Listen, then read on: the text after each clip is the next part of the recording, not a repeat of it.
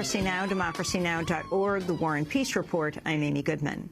The Senate has failed to pass a measure that would end billions of dollars in tax breaks for large oil companies. The measure failed in a 51-47 vote, short of the 60 needed to overcome a Republican-led filibuster.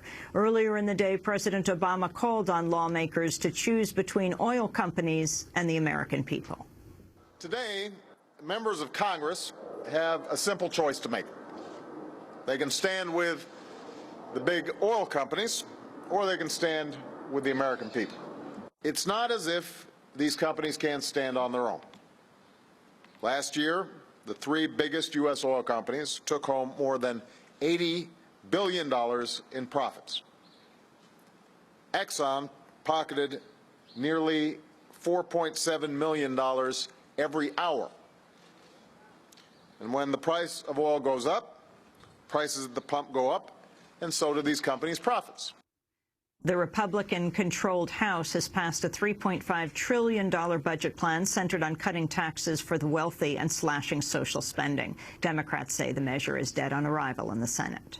Workers in Spain staged a general strike Thursday, shutting down factories and parts of the transportation sector and holding massive marches. The strike was called by two major trade unions to protest labor rules that make it less costly for employers to hire and fire people in a country where unemployment is near 23%. Spanish Prime Minister Mariano Rajoy is expected to deliver a budget today that includes some $26 billion in spending cuts and tax hikes. In India, thousands of people gathered for the funeral of a Tibetan activist who died after committing self-immolation to protest a visit by Chinese President Hu Jintao. The activist, Jhamphal Yeshi, succumbed to his wounds Wednesday, 2 days after he'd set himself on fire. In New Delhi, a group of Tibetan exiles protested outside the Chinese embassy.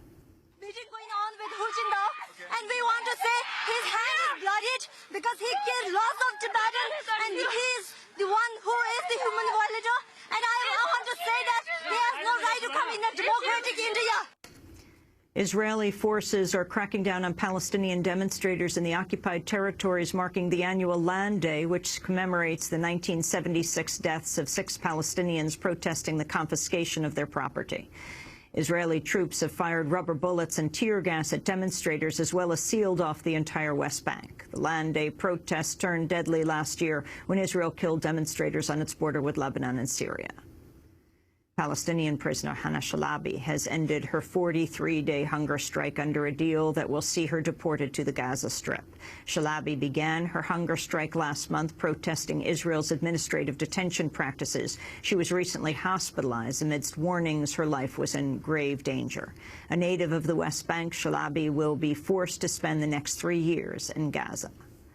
A judge has backed the city of Chicago's rejection of a permit for a major anti-war rally during the NATO summit in May. The permit had been sought for May 20th, when President Obama will host other NATO leaders for talks on the war in Afghanistan. Organizers say they plan to go ahead with their protest despite being denied. A group of journalists, academics, and activists gave testimony in federal court Thursday in their suit challenging the National Defense Authorization Act, which includes controversial provisions authorizing the military to jail anyone it considers a terrorism suspect anywhere in the world without charge or trial. Sections of the bill are written so broadly that critics say they could encompass journalists who report on terror-related issues for supporting enemy forces. Tangerine Bolin of the activist media group Revolution Truth explained her decision to join the suit. We're here to basically stand up and make sure the U.S. government knows this is an egregious assault on our civil liberties, and we won't stand for it. We have to amend the unconstitutional provisions of the NDAA, and the government needs to better define its terms. The terms right now are dangerous and far too broad. Other plaintiffs include former New York Times war correspondent Chris Hedges, Pentagon Papers whistleblower Daniel Ellsberg, MIT professor Noam Chomsky. Academic and author Cornel West also appeared at the court to support the case. I am full of joy to be a plaintiff in this particular case. Why? Because we're at a turning point in the history of this nation. We need to stand for freedom. There's an escalating authoritarianism and even a creeping fascism. Freedom is precious. If we don't fight for it, you lose it. Writer Naomi Wolf is also a part of the lawsuit. A group of Republican governors toured a Nebraska meat processing plant Thursday to show support for so-called pink slime, the meat additive used as a filler in beef products. Pink slime, or finely textured lean beef, is composed of fatty bits of meat left over from other cuts. It's drawn recent national scrutiny over safety concerns about the chemicals used to kill bacteria. This week, its main producer, Beef Products, suspended operations in Texas, Kansas, and Iowa. Kansas Governor Sam Brownback said pink slime has been unfairly criticized. We've lost 300 jobs in Kansas off of this, off of a good, wholesome, safe product that's been consumed for 20 years without a problem. And that's why we're here pushing back. And I really hope the people in America take a second look and thought about what this really is, and work with it. If there was a safety issue, I am absolutely for going after any safety issue on food, whatever it is. We should go after it, and we are, and we have been as an industry. That's not what this is. This isn't merited. And my hope is that people can take another look at it and see that this is a quality beef product.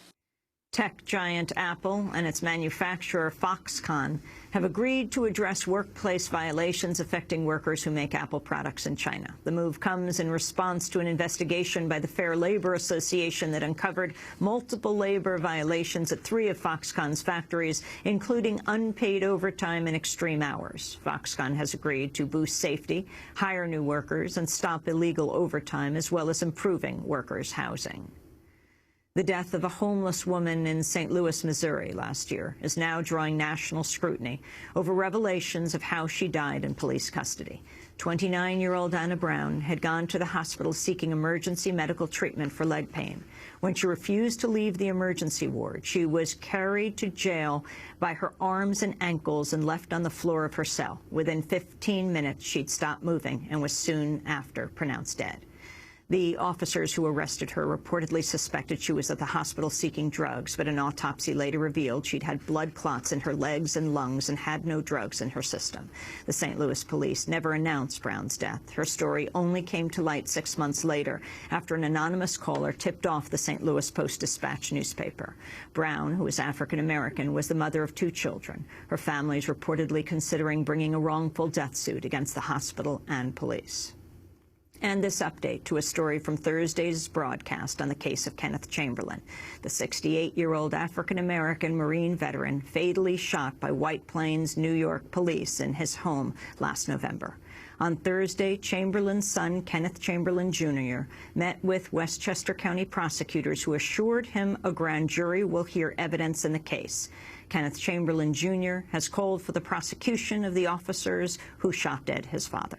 After the meeting, he criticized police for refusing to release the name of the officer who fired the fatal shots. The police had responded to a false alarm from Chamberlain's medical alert pendant when he was sleeping. The officers broke down Chamberlain's door, tasered him, then shot him dead. Speaking to Democracy Now!, Kenneth Chamberlain Sr.'s son, Kenneth Chamberlain Jr., described an audio recording from the medical alert system operator that captured the moment the police barged into his father's home. You hear him asking them why they doing this to him. He says, I'm a 68-year-old man with a heart condition. Why are you doing this to me? I know what you're going to do. You're going to come in here and you're going to kill me. You also hear him pleading with the officers again, over and over. And at one point, that's when the expletive is used by one of the police officers. What did they say? Where they say, I don't give a F. And then they use the N-word. And then, as I said, ultimately they bust down the door. Kenneth Chamberlain, Jr. To hear our full interview with Kenneth and his attorneys, you can go to our website.